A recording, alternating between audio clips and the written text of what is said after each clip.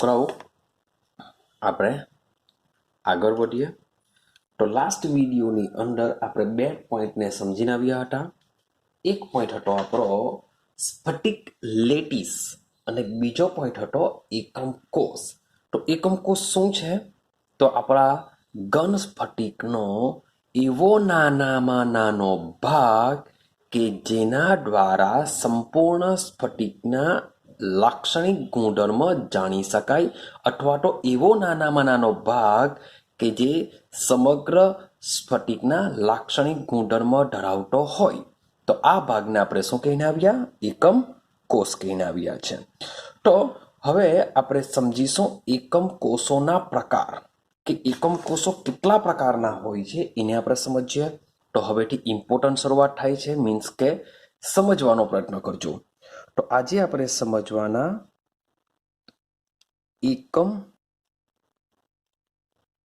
કોષ વિશે હજુ પણ ડિટેલમાં સમજીશું.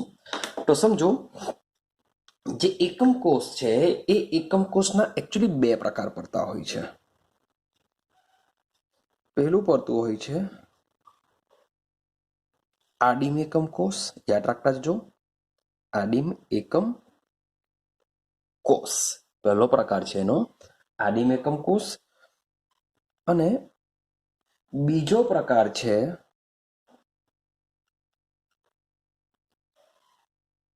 કેન્દ્રિત એકમ કોષ.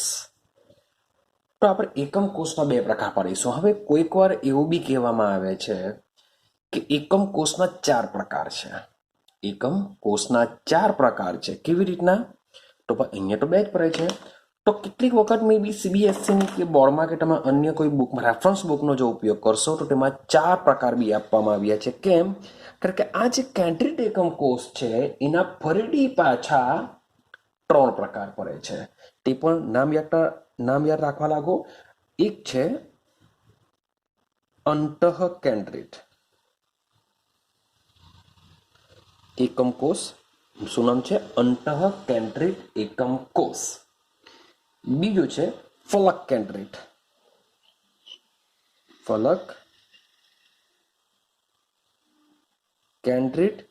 એકમ કોષ. અને ત્રીજો પડે છે અંત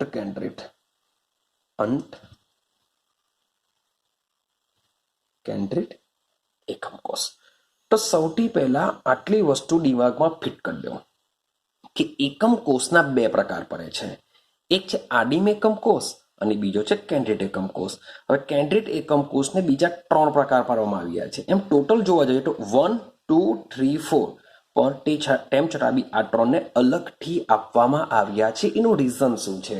તો એનું રીઝન આપણને આ બેની વ્યાખ્યા અથવા તો એનું બંધારણ સમજવાથી થઈ શકશે.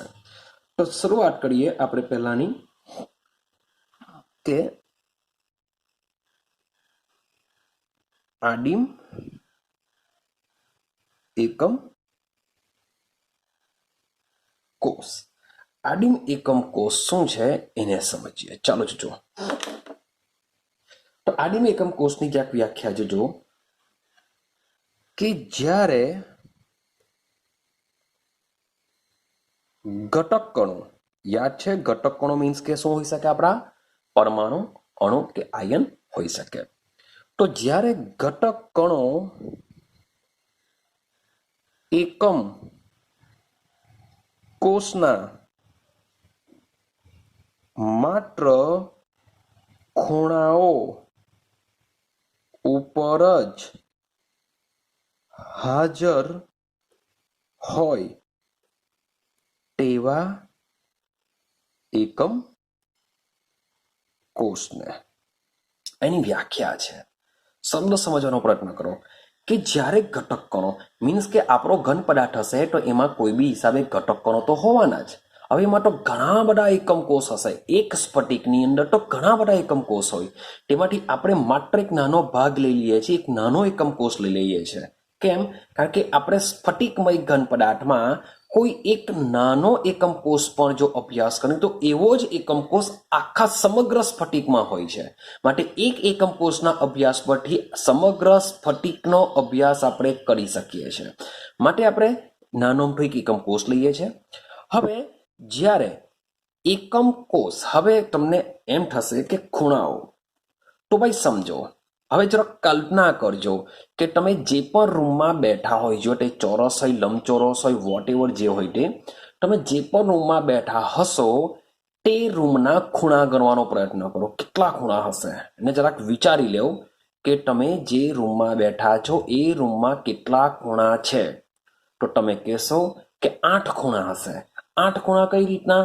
તો તમે જોશો ભોંયતળિયા ઉપર, મીન્સ કે તમે જ્યાં ઊભા રહ્યા હશો, બેઠા હશો, વોટ એવર જે બી હશો, ત્યાં ગાડી 4 ખૂણા આવેલા હશે. અને ઉપર તરફ તમે જોશો ત્યાં બીજા 4 ખૂણા આવેલા હશે. મીન્સ કે હવે જેવી ઇમેજિનેશન કરો, એકમ કોષને ઇમેજિનેશન કરવું હશે તો બસ એક રૂમ વિચારી લો. તમે જો તો ક્લાસનો રૂમ વિચારો, તમે તમારા ઘરનો રૂમ વિચારો, બસ ખાલી રૂમ વિચારીને ચાલો તો તમને આની ઇમેજિનેશન થવા લાગશે કે એકમ કોષ શું છે. તો સમજો કે તમે જે પણ રૂમમાં છો એ તમારો એકમ કોષ છે. તો એના ખૂણા ગણી કાઢો તો તમે નીચે 4 જોવા ખૂણા મળશે અને ઉપર 4 ખૂણા જોવા મળશે. એટલે કે ટોટલ એકમ કોષમાં ખૂણા કેટલા હોય છે? 8. ચેક કરી લઈએ આપણે. માની લઈએ એક નાનો એકમ કોષ દોરવાનો પ્રયત્ન કરું હું. કેવી રીતના 8 ખૂણા આવેલા છે થોડુંક સમજવાનો પ્રયત્ન કરીએ.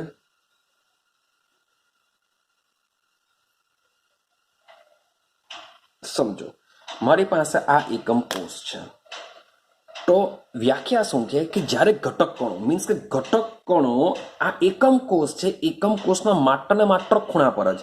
તો આ એક ખૂણો લઈ લો. માની લો કે મારી પાસે એક પરમાણુ અહીંયા છે, એક પરમાણુ અહીંયા છે, એક પરમાણુ અહીંયા છે, એક અહીંયા છે, એક અહીંયા છે, એક અહીંયા છે, એક અહીંયા છે અને એક અહીંયા છે.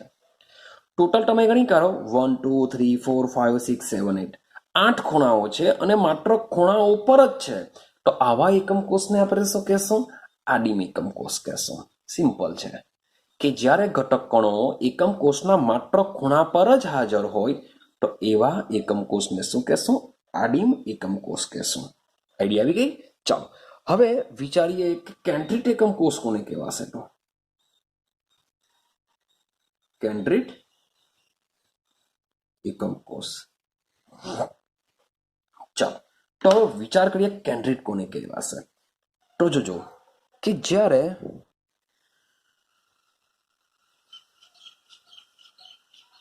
ઘટક કણો એકમ કોષના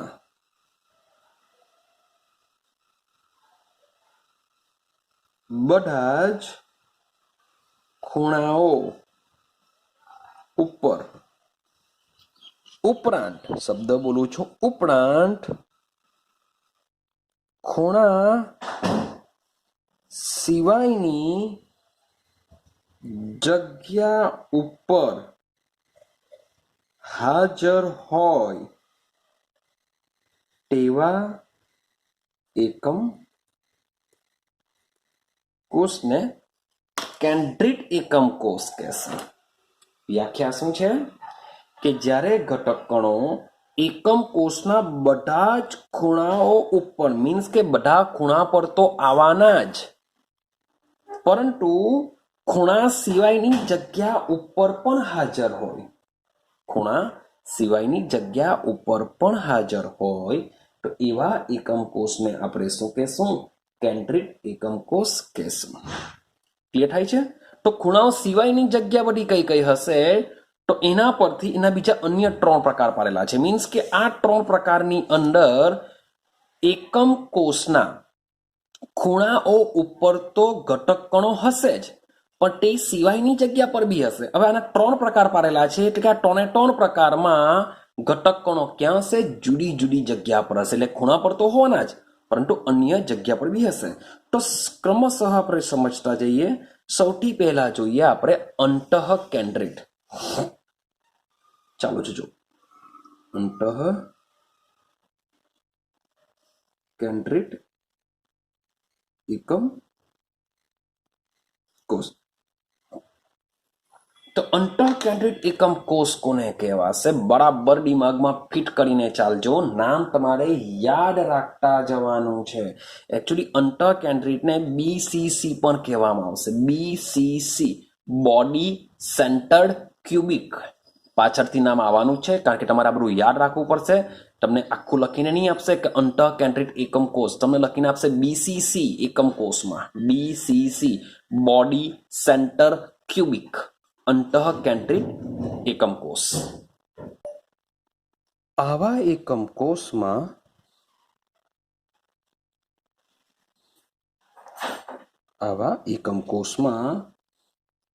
ખૂણાઓ ઉપરાંત અંતઃકેન્દ્રમાં એક ઘટક કણ હોય છે. ખૂણાઓ પર તો હશે જ, પાછો ક્યાં હશે? એક અંતઃકેન્દ્રમાં. મીન્સ કે માની લઈએ કે આપણે તમને દોડીને બતાવું કે સમજો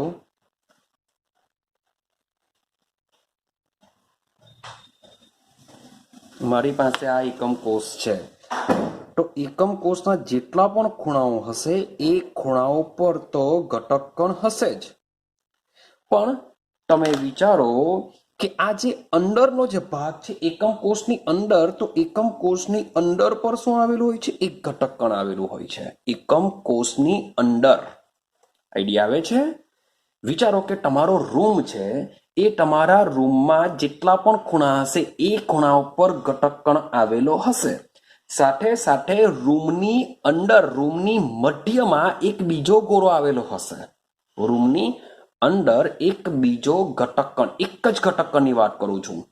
પેલા આપણે 8 ખૂણા પર પરમાણુ હશે, પરંતુ રૂમની અંદર માત્ર એક જ ઘટક કણ આવેલો હોય છે. તો આવા એકમ કોષને શું કહેવામાં આવે છે? અંતઃકેન્દ્રિત એકમ કોષ કહેવામાં આવશે. ક્લિયર થાય છે? બરાબર દિમાગમાં ફિટ કરજો. ચાલો, ત્યાર પછી બીજી વાત કરીએ. ત્યાર પછી આવશે ફલક કેન્દ્રિત એકમ કોષ. ચાલો, ફલક કેન્દ્રિત એકમ કોષ શું છે? અને BCC કહેવામાં આવશે, બોડી સેન્ટર્ડ ક્યુબિક. તો આને કહેવામાં આવશે FCC, ફેસ સેન્ટર્ડ ક્યુબિક. અને શું કહેવામાં આવે છે? FCC, ફેસ સેન્ટર્ડ ક્યુબિક કહેવામાં આવે છે. FCC. ચલો, આની વ્યાખ્યા શું થાય? તો આવા એકમ કોષમાં સમજો, આવા એકમ કોષમાં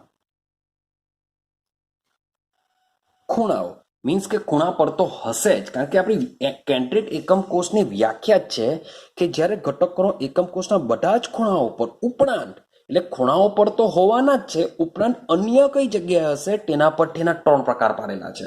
તો પહેલું જોઈને આવ્યા કે મધ્યમાં એક ઘટક કણ હશે. ફલકમાં શું થશે? તો યાદ રાખજો, આ ફલકનો મતલબ થાય બાજુ. ફલકનો મતલબ શું થશે? બાજુ થશે. ફલક એટલે કે બાજુ. તો સમજો, આવા એકમ કોષમાં ખૂણાઓ ઉપરાંત ઘટક કણો એકમ કોષની દરેક ફલકના કેન્દ્રમાં એક ઘટક કણ ધરાવે છે. બરાબર ફિટ કરજો. તો સૌથી પહેલા આને સમજવા માટે તમે વિચારો કે તમે જે રૂમમાં બેઠેલા છે એ તમારો એકમ કોષ છે. ફલક એટલે કે બાજુ. તમારા રૂમની બાજુ એટલે કે દિવાલ કેટલી છે? જરાક ઇમેજિનેશન કરો અને વિચારી લો. હું આન્સર તમને આપું છું. તમે વિચારશો 1 2 3 4, હા કે ના? 1 2 3 4. તમે આટલી વિચારી લીધી હશે કે ભાઈ ડાબી, જમણી, ઉપર, નીચે, બસ થઈ ગયું, પટી ગયું. પણ एक्चुअली જ્યારે આપણે એકમ કોષની વાત કરતા હશો ત્યારે એકચ્યુઅલી તમે રૂમમાં બી બેઠેલા હશો ત્યારે બી તમને આઈડિયા આવી જશે કે ખરેખર એકમ કોષની 6 બાજુ હોય છે. કેટલી બાજુ હોય છે? 6 બાજુ હોય છે. તમે જે પણ રૂમમાં બેઠા હશો તેમાં આગળ, પાછળ, ડાબી બાજુ, જમણી બાજુ, ઉપર અને નીચે. ડાબી બાજુ, જમણી બાજુ, આગળ, પાછળ, ઉપર અને નીચે આ બધી શું હોય છે? દિવાલો હોય છે. એક રૂમ હશે તો રૂમની ટોટલ 6 દિવાલો હોય છે. માટે એક એકમ કોષની જો વાત કરું તો એક એકમ કોષની ભાઈ કેટલી બાજુ હશે, કેટલી ફલક હશે? તો 6 ફલક હશે. ચાલો સમજો.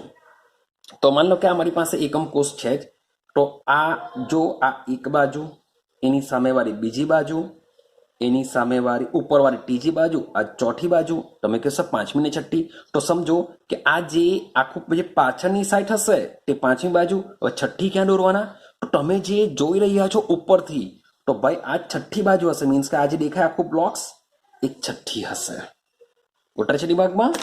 તો આ જે દોરું છું આ જે છે તમારી કઈ છે એવું સમજો. અહીંયા કોઈ માણસ ઉભો રહ્યો છે. ચાલો તો ભાઈ એની ડાબી બાજુ લઈ લો, એની જમણી બાજુ લઈ લો, જે મેં બ્લેક માર્કરથી કરેલું છે. ઉપર લઈ લો, આ 3 વાળું જે છે 3 અને 4 એ ઉપર અને નીચે થઈ ગઈ. ડાબી, જમણી, ઉપર અને નીચે. હવે રહી ગઈ આગળ અને પાછળ. તો આ જે માણસ છે, હવે આ જે તમને ખાલી જગ્યા દેખાય છે આ બધી, તો એ શું હશે? એની પાછળની જગ્યા હશે. ને એની આગળની તરફ આપણે જે જોઈએ છે, મીન્સ કે આ જે વસ્તુ દેખાય છે આ જે, તે શું હશે? આગળની તરફ હશે. માટે એક ફલકને 6 બાજુ હોય છે. દિમાગમાં ફિટ કરજો. એક ફલકને શું હોય છે? 6 બાજુ હોય છે. મીન્સ કે આમ જ જો હું દોરી દે, ચાલો એક બીજો દોરી દઈએ આપણે, જેથી કોઈ કન્ફ્યુઝન નહીં થાય. તમે સમજી લેજો બરાબર.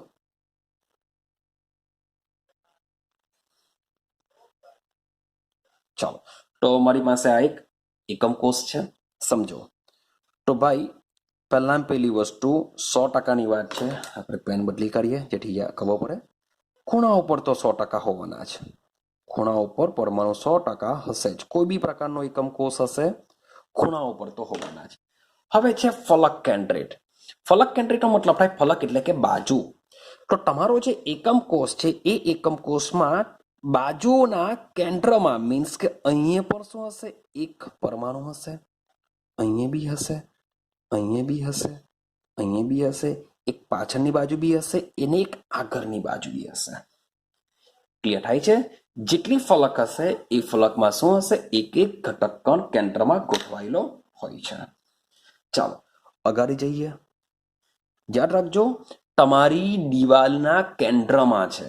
એટલે કે મીન્સ કે તમારી જે દિવાલ છે એ દિવાલનું જે સેન્ટર હશે એ સેન્ટર પર એક ઘટક કણ આવેલો છે. થોડુંક ઇમેજિનેશન કરવું પડશે. ઇમેજિનેશન કરતા જજો. ચાલો લાસ્ટ વાત કરીએ. લાસ્ટ છે આપણું અંત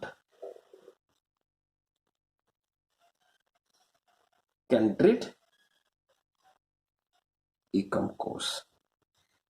ચલો અંત કેન્દ્રિતને કેવી રીતના અલગ પડશે એને સમજીએ. તો લખીશું સેમ, આવા એકમ કોષમાં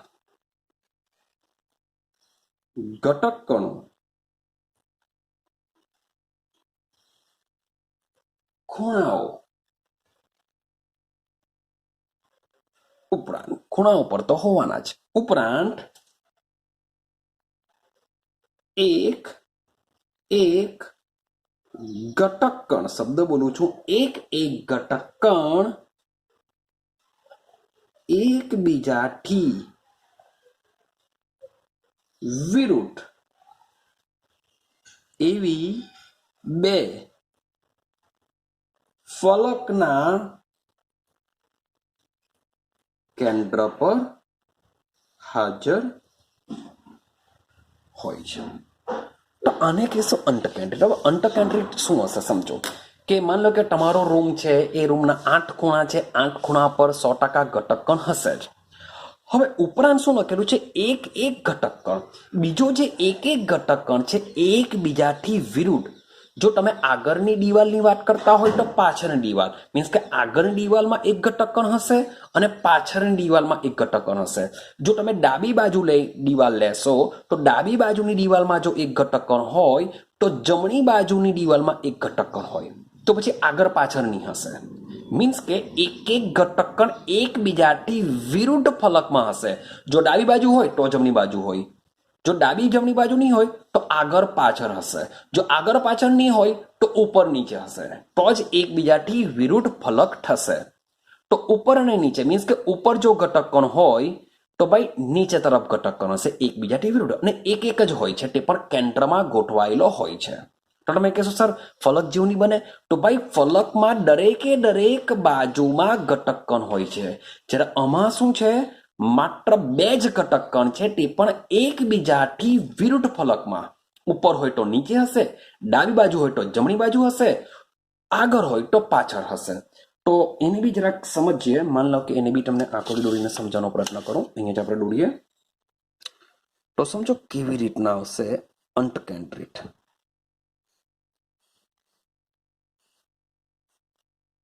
સમજો ચાલો કે આપણું એક ઘટક કણ છે, મીન્સ કે હવે હું ખૂણા પર દર્શાવતો નથી, ખૂણા પર હશે. ચાલો ભાઈ દર્શાવી દઈએ. પાછા કહેશે કે સર 5 સેકન્ડ માટે તમે દર્શાવ્યું નહીં.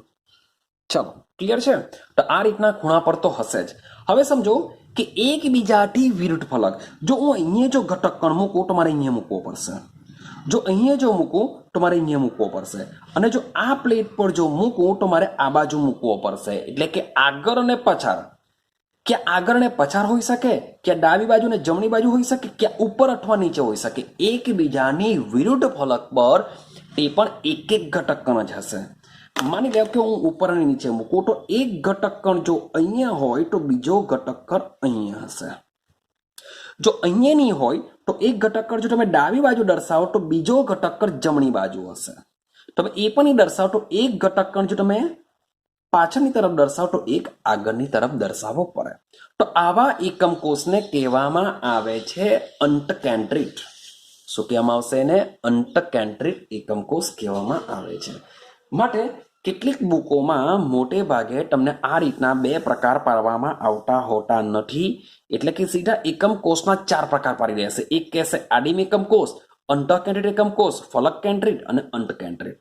પરંતુ આમાં ડિફરન્સિએશન એક જ છે કે આમાં ખૂણા પર જ આવેલા છે, આમાં ખૂણા ઉપરાંત અન્ય જગ્યા પર બી આવેલા છે. માટે એક પ્રકાર પાડ્યો છે એનો કેન્દ્રિત એકમ કોષ. તો દરેકે દરેક એકમ કોષ તમારે શું કરવાનું છે? કમ્પ્લીટલી યાદ રહેવા જોઈએ.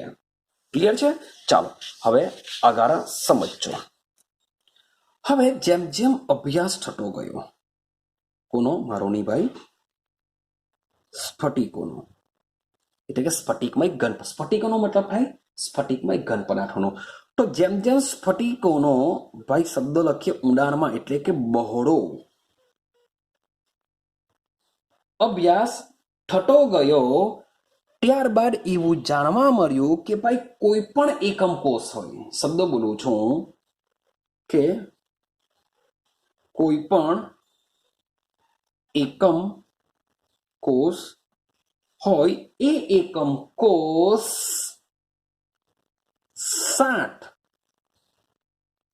આકારમાંથી જ હોય છે. જેટલા પણ એકમ કોષ, જેટલા પણ સ્ફટિક હશે, એ દરેકે દરેક સ્ફટિકનો જ્યારે અભ્યાસ કરવામાં આવ્યો ત્યારે એવું અવલોકન કરવામાં આવ્યું કે આ જેટલા પણ સ્ફટિકો હશે એ બધા જ સ્ફટિકોનો જે આકાર છે, એકમ કોષની વાત ચાલે છે, એકમ કોષના આકારની વાત ચાલે છે. તો દરેકે દરેક સ્ફટિકોની અંદર જે એકમ કોષ હશે એ એકમ કોષોના જે આકાર છે એ આકાર ભાઈ 7 આકારમાંથી જ એક હશે. 7 આકારમાંથી જ કોઈ પણ સ્ફટિક હોય, કોઈ પણ સ્ફટિકનો એકમ કોષ આવેલો જે હોય છે એ એકમ કોષનો આકાર 7 આકારમાંથી જ હશે. એટલે કે એવું કહી શકાય કે ભાઈ એકમ કોષના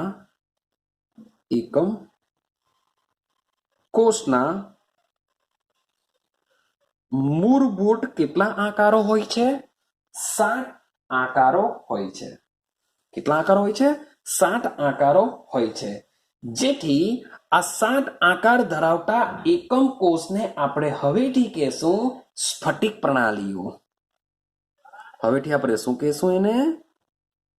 સ્ફટિક પ્રણાલીઓ કહેશું. યાદ રાખજો કે કોઈ પણ એકમ કોષનો કોઈ બી સ્ફટિક લઈ લો તો સ્ફટિકમાં એકમ કોષ તો આવવાનો જ.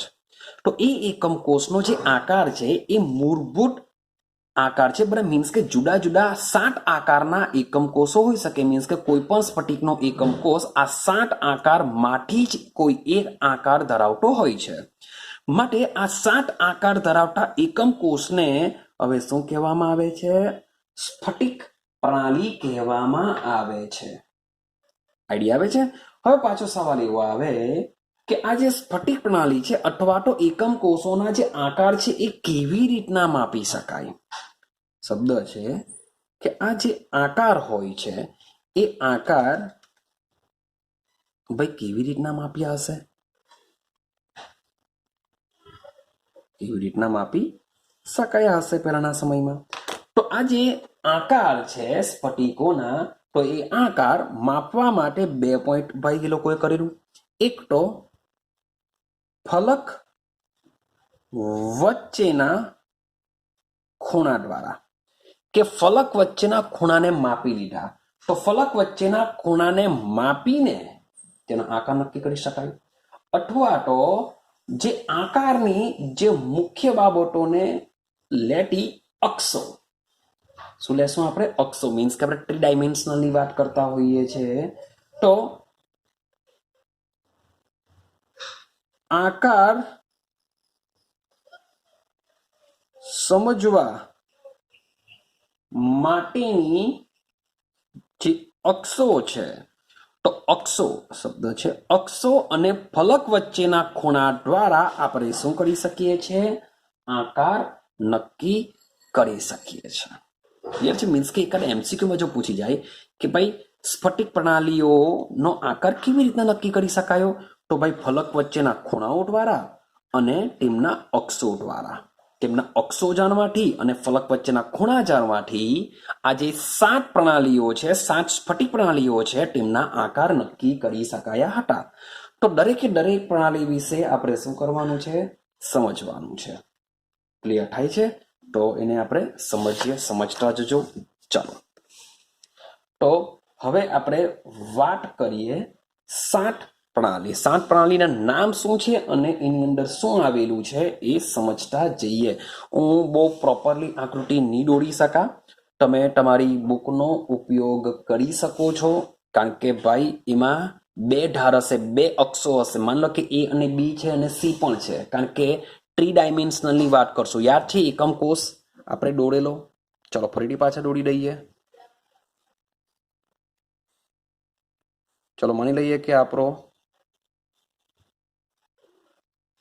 એકમ કોષ છે. તો આ એકમ કોષની અંદર આપણે યાદ કરો, આ એક અક્ષ લીધેલી, આ એક બીજી અક્ષ લીધેલી, આ એક ત્રીજી અક્ષ લીધેલી, એ બી અને સી. આપણે શું નામ આપ્યું હતું? મને લાગે અને એ આપી દઉં, અને બી આપી દઉં, અને સી આપી દઉં. તો આપણે આ 3 અક્ષો હતી. તો 3 અક્ષો જે છે એ અક્ષો may be A is equal to B is equal to C હોઈ શકે, અથવા તો કોઈ 2 સરખી હોઈ શકે, ત્રીજી સરખી ન હોઈ શકે. Same A is equal to C હોઈ શકે, બી સરખી ન હોઈ શકે. મે બી એવું બી હોઈ શકે કે A is not equal to B is not equal to C. આવું પણ હોઈ શકે. તેમની વચ્ચેના ખૂણાને આલ્ફા બીટા ગામા. લાસ્ટ વિડીયોની અંદર આપણે એકમ કોષને આપણે પરિમાણ નક્કી કરેલા હતા, તેમાં આ બધી વાત આપણે કરી છે. તો એના પરથી આપણે 7 આકારો નક્કી કરીશું, જેને સ્ફટિક પ્રણાલીઓ કહેવામાં આવે છે. ક્લિયર થાય છે? ચાલો, તો સૌથી પહેલા સમજો આપણે. માટે મેં તમને કીધું છે કે માથી મે બી પરફેક્ટ ની પણ દોરી શકાય, કારણ કે હું સ્કેલનો ઉપયોગ નથી કરતો. તો પરફેક્ટ દોરવાનો પ્રયત્ન કરા, પણ જોઈ લેજો એકવાર. ચાલો, તો સમજો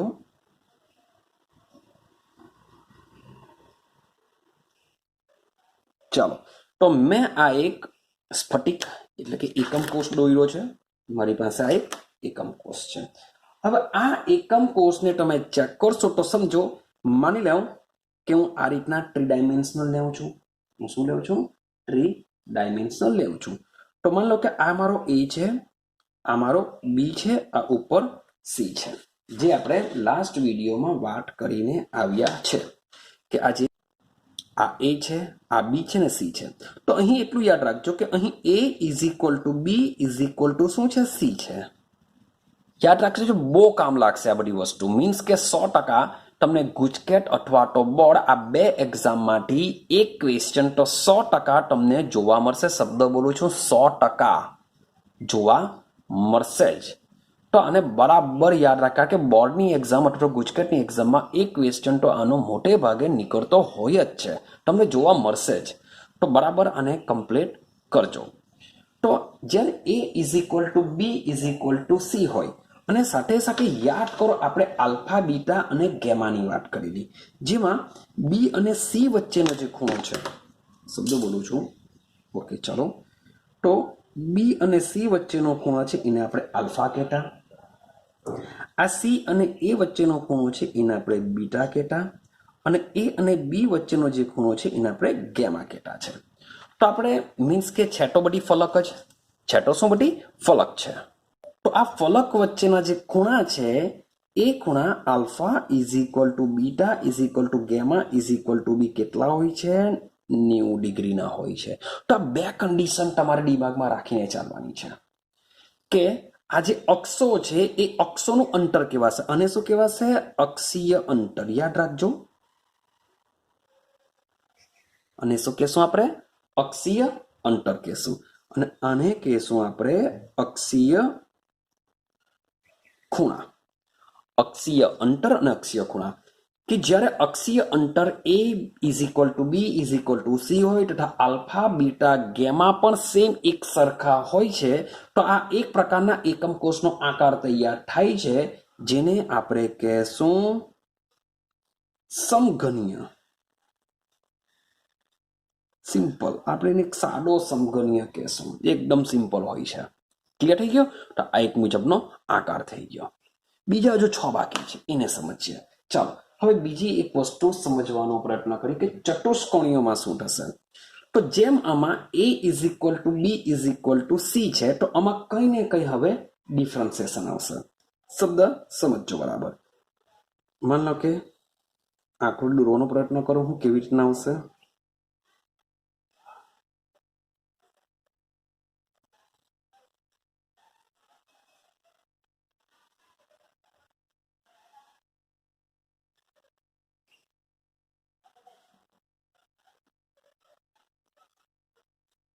ચાલો માન લેજો સમથિંગ આવી આકૃતિ છે, તમે બુકનો ઉપયોગ કરજો, બુકમાં કેવી આપેલી છે. તો હવે આમાં શું થવાનું? શબ્દ સમજો. મીન્સ કે આપણા 3 ત્રિપરિમાણીય હશે. હવે આ ત્રિપરિમાણીમાં જે અક્ષીય અંતર છે જેમાં એ ઇઝ ઇક્વલ ટુ બી થશે.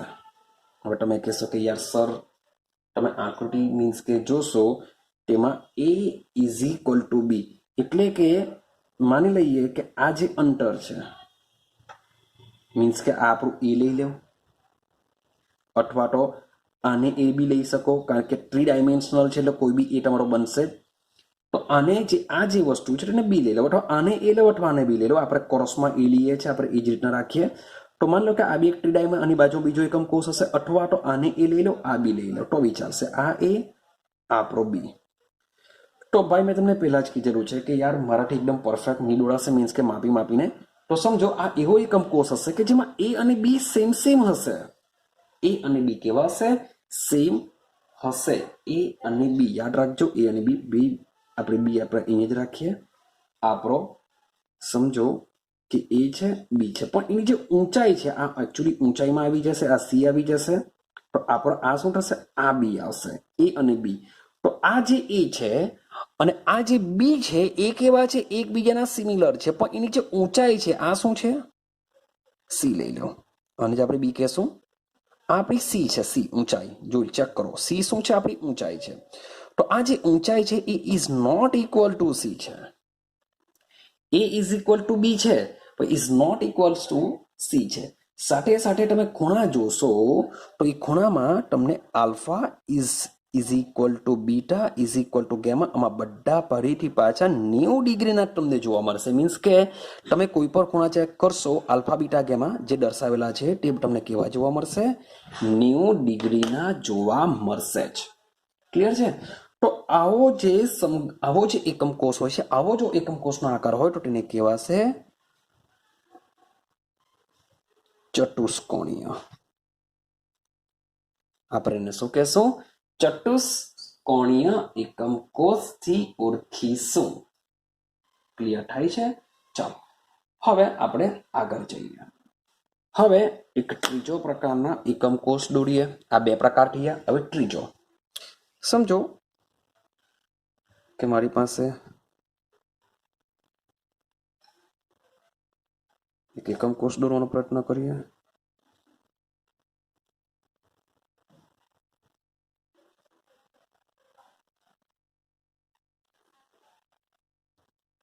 ચલો સમજતા રહેજો. ચલો સમજો કે મારી પાસે આવા પ્રકારનો કંઈક એકમ કોષ છે. હવે આવા પ્રકારના એકમ કોષને માની લો કે આને હું એ લઈ લઉં, આ જે આ દિશા છે ને બી લઈ લઉં, અને ઉપરની દિશા છે તેને સી લઈ લઉં.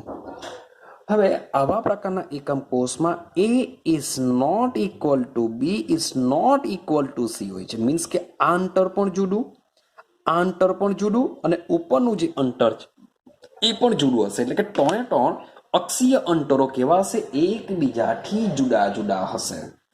પણ તમે એક બીજું ઓબ્ઝર્વેશન કરશો કે અહીં જે alpha is equal to beta is equal two જે ગેમા હોય છે તે તો તમને કેટલો જોવા મળશે? 90 ડિગ્રીનો જ જોવા મળશે. એટલે કે આ ત્રણે ત્રણ પ્રકારમાં તમે આલ્ફા બીટા ગેમાની વેલ્યુ ચેક કરશો તો 90 જ આવશે. પરંતુ જે અક્ષીય અંતર છે તે બધામાં કેવું છે? અલગ અલગ હોય છે. તો આ પ્રકારનો જે એકમ કોષ છે એને કહેવામાં આવે છે ઓર્થોરોમ્બિક. શબ્દ છે ઓર્થોરોમ્બિક. ઓર્થોરોમ્બિક. ઓર્થોરોમ્બિક એકમ કોષ કહેવામાં આવતો હોય છે. ક્લિયર છે? તમને પૂછાશે શું કે ઓર્થોરોમ્બિક એકમ કોષમાં અક્ષીય અંતર અથવા તો ખૂણા કેવા હોય છે? તો આ બધામાં તમને ઓપ્શન સેટ કરેલા હોય છે. A is equal to B is equal to C is not equal to C. તો આ જે બે વસ્તુ જે લખી રહ્યો છું તે જ વસ્તુ પૂછાઈ રહ્યું છે.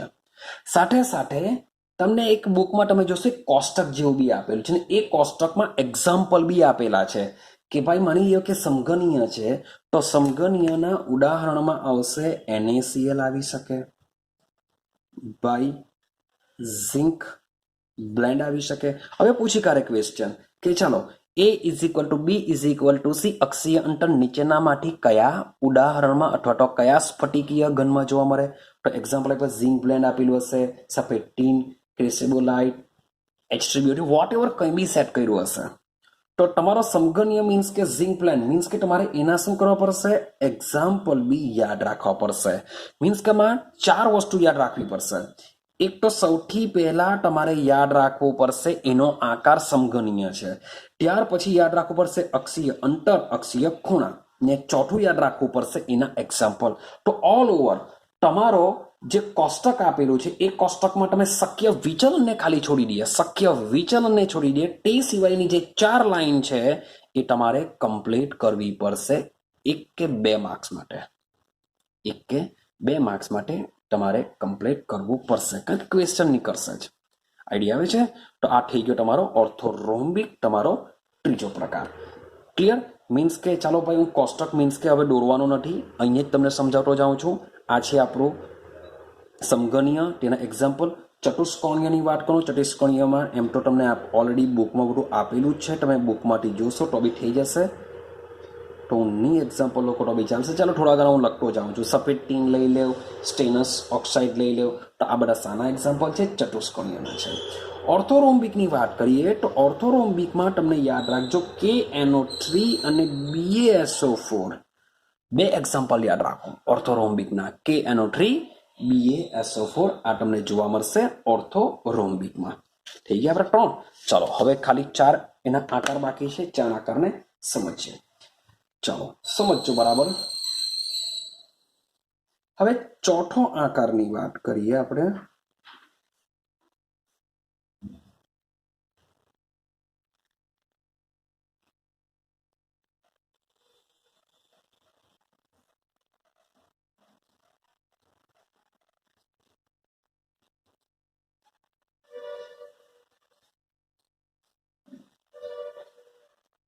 ચાલો તો સમજો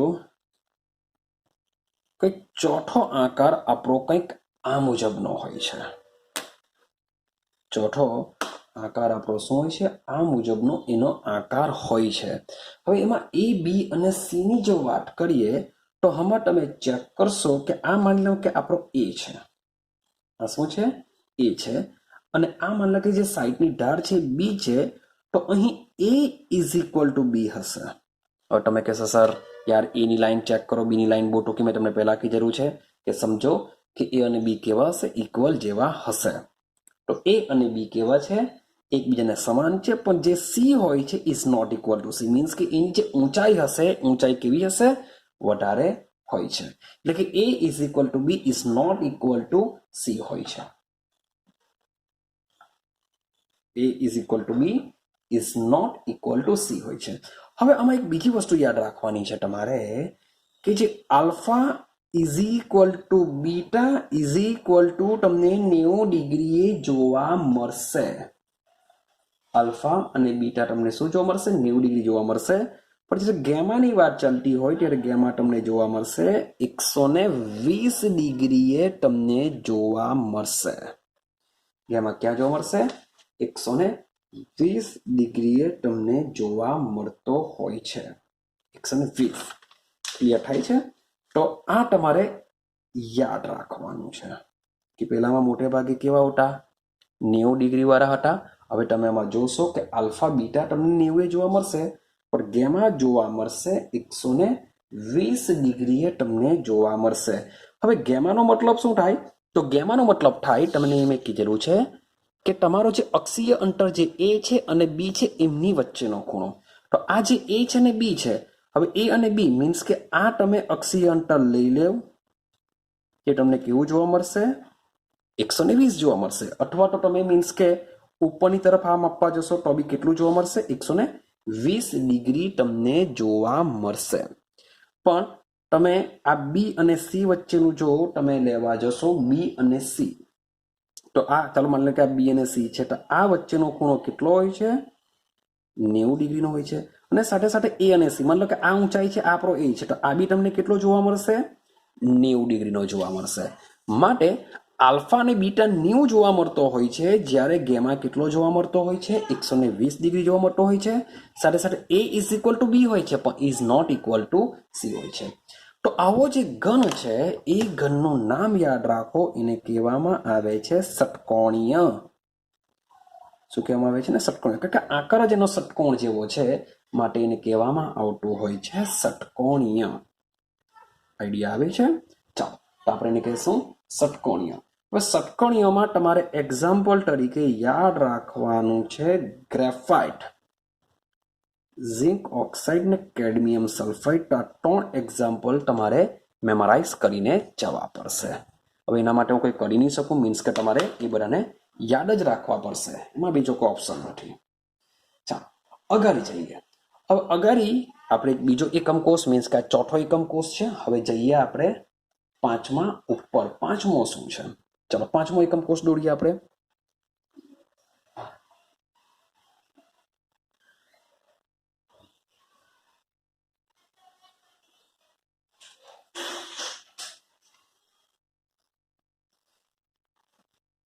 સોરી ફોર ધેટ.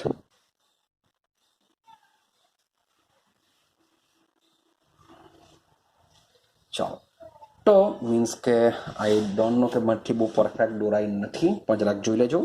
મને કે આપણો આ એ છે, આપણો શું છે? આ એ છે. આ આપણો આ બી છે, અને આ માની લો કે ઉપર જતી દિશામાં સી છે. તો હવે અહીં તમે ચેક કરશો કે A is equal to B is equal to C હોય છે. એટલે કે ટોરેન્ટ અક્ષીય અંતર જે હોય છે એ અક્ષીય અંતર કેવા હોય છે? સીમ હોય છે.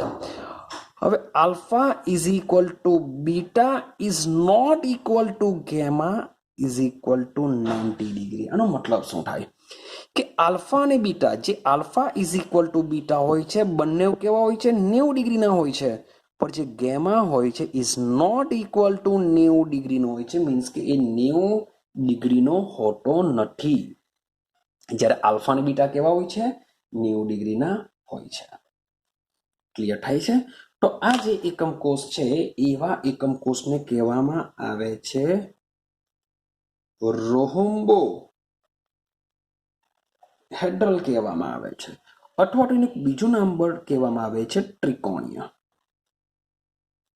કહેવામાં આવે છે ત્રિકોણીય. તો મોટેભાગે એકચ્યુઅલી એને રોમ્બો હેડ્રલ થી ઓળખવામાં આવે છે. તો રોમ્બો હેડ્રલમાં અક્ષીય અંતર સેમ હોય છે, લાઈક સમઘનીય, પણ આલ્ફા બીટા બી 90 હોય છે સમઘનની જેમ, પણ gamma is not equal to 90 હોય છે. આઈડિયા આવે છે? તેના એક્ઝામ્પલની જો વાત કરીએ તો એક્ઝામ્પલમાં કેલ્શિયમ કાર્બોનેટ લઈ લો, CaCO3 અને HGS. આને કહેશું આપણે કેલ્સાઇટ, મીન્સ કે કેલ્શિયમની ખનિજ છે કેલ્સાઇટ, અને એને કહેશું સિનેબાર. એ ઓલરેડી તમને બુકમાં આપેલા છે, જરાક ચેક કરી લેજો. તો આ છે આપણો રોમ્બો હેડ્રલ. ક્લિયર થાય છે? ચાલો હવે આગળ સમજીએ. બીજો એક આંકડો દોરવાનો પ્રયત્ન કરીએ આપણે.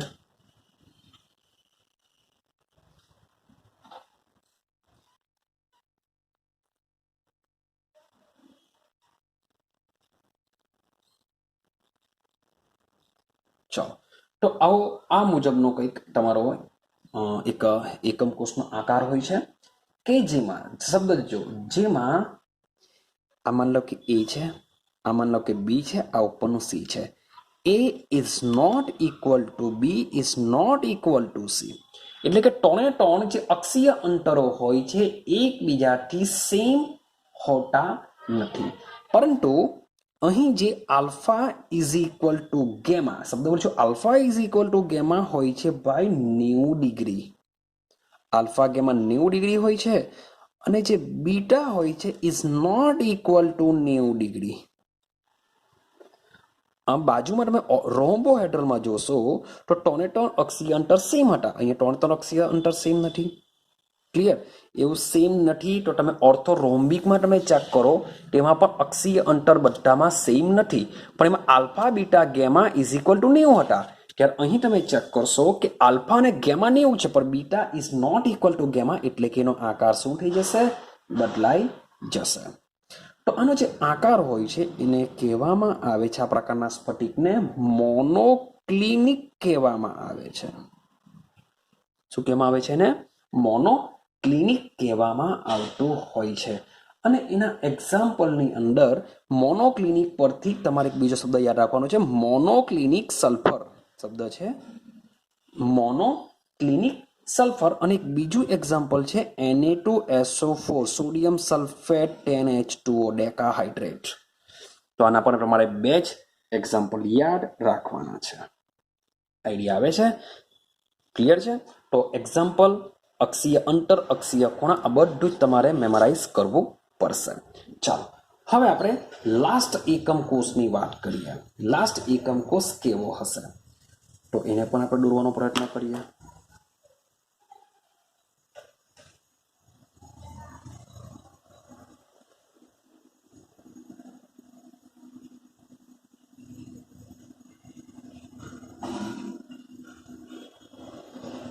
આ મુજબનો કંઈક હોય છે. આઈડિયા આવે છે? તમે કહેશો સર આ તો મોનોક્લિનિક જેવો છે, પણ મોનોક્લિનિક કરતાં કેવો છે, થોડાક ડિફરન્સિએશન આમાં હોય છે. તો અહીં પણ તમે A, B અને C, તો A, B ને C ની વાત કરીએ તો અહીં પણ A is not equal to B is not equal to C, means કે અહીં પણ તમે અક્ષીય અંતર જોશો તો બધાના કેવા આવશે? અલગ અલગ આવશે. બધાના અક્ષીય અંતર અલગ અલગ. સાથે સાથે alpha is equal to beta is equal to gamma is not equal to 90 degree. કે આલ્ફા બીટા ગેમા સરખા હશે, પણ એકચ્યુઅલી બધા, આનો મતલબ એમ ખરેખર કહેવાય કે બધા સરખા હશે પણ 90 ના નહીં હશે. પણ એકચ્યુઅલી આલ્ફા બીટા ગેમા પર શું હોય છે? એકબીજાથી સિમિલર હોતા નથી. આલ્ફા પણ જુદો હોય છે, બીટા પણ જુદો હોય છે, ગેમા પણ જુદો હોય છે, અને સાથે સાથે 90 ડિગ્રીના પણ હોતા નથી. તો આમાં બંને મીન્સ કે આ પણ ઇઝ નોટ ઇક્વલ ટુ, આ પણ નોટ ઇક્વલ ટુ 90 ડિગ્રી. આપણે જે બી કમ્પેરિઝન કરીએ છીએ બધામાં 90 ડિગ્રી પર કરીએ છીએ. ખાલી એક જ ષટકોણીયની અંદર ખાલી 120 ડિગ્રી આપણે ગેમાની વેલ્યુ મેળવેલી છે, બાકી બધામાં આપણે 90 ડિગ્રી મેળવીએ છીએ. ખાલી ઇઝ નોટ ઇક્વલ ટુ તમારે આ બધું જ યાદ રાખવું પડશે. ક્લિયર થાય છે? એ બધી વસ્તુ દિમાગમાં રાખજો. હવે આના એક્ઝામ્પલની જો વાત કરીએ તો K2Cr2O7 પોટેશિયમ ડાયક્રોમેટ લઈ લેવો, કોપર સલ્ફેટ લઈ લેવો, H3BO3 બોરિક એસિડ, આ તો ભાઈ બંને કલરિંગ હોય છે. નારંગી રંગનો, ભૂરા રંગનો H3BO3 નું નામ છે બોરિક એસિડ. ક્લિયર છે? બોરેક્સ કસોટી, બોરેક્સ મરકા કસોટી કરવા માટે કામ લાગશે એવું કંઈક યાદ રાખી શકો. તો ભાઈ આ એક્ઝામ્પલ ટ્રાયક્લિનિકનું છે. એક્ઝામ્પલ બી મીન્સ કે એક્ઝામ્પલ બી ઉદાહરણ બી ઇઝી છે અને અક્ષીય અંતર અને અક્ષીય ખૂણા એકબીજાથી ઇક્વલ નથી. ક્લિયર છે? તો આ જે બી 7 આકાર મેં સમજાવેલા છે, આ 7 આકારને આપણે સ્ફટિક પ્રણાલી કહેવામાં આવે છે. મીન્સ કે કોઈ પણ પ્રકારનો તમારો સ્ફટિકીય ઘન પદાર્થ હશે, તેમાં જે એકમ કોષ આવેલો છે એ એકમ કોષનો આકાર આ મૂળભૂત 7 એકમોમાંથી જ આવેલો હોય છે. આઈડિયા આવે છે? હવે એક બીજી વસ્તુ જોજો. હવે એક નાનો અમથો આપણે પોઈન્ટ સમજીએ કે ભાઈ એક હતો ફ્રેન્ચ ગણિતશાસ્ત્રી. ફ્રેન્ચ ગણિતશાસ્ત્રી હતો, તેનું નામ હતું બ્રેવિસ. નામ શું હતું? બ્રેવિસ. તો બ્રેવિસે દર્શાવ્યું છે કે આજે આપણે એકમ કોષો દર્શાવીએ છીએ એ એકમ કોષોના મૂળભૂત 7 એકમ કોષો છે. આ 7 એકમ કોષોમાં જો શક્ય વિચલન કરવામાં આવે, તેમને જો મીન્સ કે એમથી તેમ આપણે ફેરવવાની વાત કરીએ, શક્ય વિચલન જો કરીએ તો એ વિચલનને આધારે ભાઈ આપણે 14 જેટલા એકમ કોષો બનાવી શકીએ છીએ. કેટલા? 14 જેટલા શક્ય એકમ કોષો બનાવી શકીએ છીએ. તો આ 14 એકમ કોષ માટે નામ આપવામાં આવ્યું છે બ્રેવિસ લેટિસ કહે છે. એને શું કહેશું આપણે? Bravais lattice. એનો મતલબ શું થાય કે ભાઈ મૂળભૂત 7 એકમ કોષો છે, પણ એમાં પણ જો હજુ આપણે શક્ય વિચલન કરીએ તો હજુ બીજા 7 એકમ કોષો એમાંથી બનાવી શકાય છે. એટલે ટોટલ એકમ કોષો થઈ ગયા 14 જેટલા શક્ય એકમ કોષો છે. શબ્દ બોલ્યું શક્ય, આના સિવાયના કોઈ એકમ કોષો હોઈ નહીં શકે. મૂળભૂત 7 છે, એ 7માં શક્ય વિચલન કરીને બીજા નવા 7 બનાવી શકાય છે. તો એવું ફ્રેન્ચ ગણિતશાસ્ત્રી બ્રેવિસ નામના વૈજ્ઞાનિકે શોધ્યું હતું ને એના માટે જે આ 14 જેટલા શક્ય વિચલનો જે દર્શાવવામાં આવ્યા છે તેને આપણે બ્રેવિસ લેટિસ કહેવામાં આવે છે. અને આ જે 14 શક્ય વિચલનો જે છે એ 14 શક્ય વિચલનો તમને તમારી બુકમાં કોષ્ટકમાં આપ્યા છે. તો કોષ્ટકનો એકવાર અભ્યાસ કરજો. એ કોષ્ટકમાંથી 100% તમારી બોર્ડ અથવા તો ગુજકેટ એક્ઝામની અંદર તમને ક્વેશ્ચન જોવા મળશે જ. તો ક્વેશ્ચન તો કોઈ બી પ્રકારનો હોઈ શકે. મીન્સ કે તમને એક્ઝામ્પલ આપી દેશે કે ભાઈ 0-12 માં અક્ષીય અંતર અને અક્ષીય ખૂણા જણાવો. 0-12 કયા પ્રકારની સ્ફટિક પ્રણાલી છે? કઈ બી ક્વેશ્ચન તો હોઈ શકે. અથવા તો તમને અક્ષીય અંતર અને અક્ષીય ખૂણા આપી દેશે, એના પરથી એક્ઝામ્પલ પૂછી શકે, એના પરથી આકાર પૂછી શકે. અથવા તો ષટકોણીય સ્ફટિક પ્રણાલીની અંદર અક્ષીય અંતર અને અક્ષીય ખૂણા જણાવો. તો ભાઈ ક્વેશ્ચન કોઈ પણ પ્રકારનો સેટ કરશે. મીન્સ કે એક ક્વેશ્ચન મોટે ભાગે બોર્ડમાં અથવા તો ગુજકેટમાં હોય જ છે. તો આજનો જે વિડીયો છે એ ખૂબ જ ઇમ્પોર્ટન્ટ છે તમારી એક્ઝામની દ્રષ્ટિએ માટે, અને કોઈ બી હિસાબે પ્રિપેરેશન કરજો. સૌથી પહેલા આપણે એકમ કોષોના પ્રકાર જોઈને આવ્યા, કારણ કે એ સમજવું પડશે. એ સમજશો તો જ તમે આના પછીના જે થિયરી આવશે એ તમને ખબર પડશે. સાથે સાથે એકમ કોષોના આપણે પ્રકાર પરથી એને કેટલા શક્ય વિચલનો છે, કેટલા પ્રકારના એના આકારો આવી શકે એને સમજીને આવ્યા. તો આ બધી જ વસ્તુ ઇમ્પોર્ટન્ટ છે. ક્લિયર છે? તો સૌથી પહેલા આને કમ્પ્લીટ કરો. આ કમ્પ્લીટ થશે તો પછી આપણે આગળનો વિડીયો સમજી શકીશું.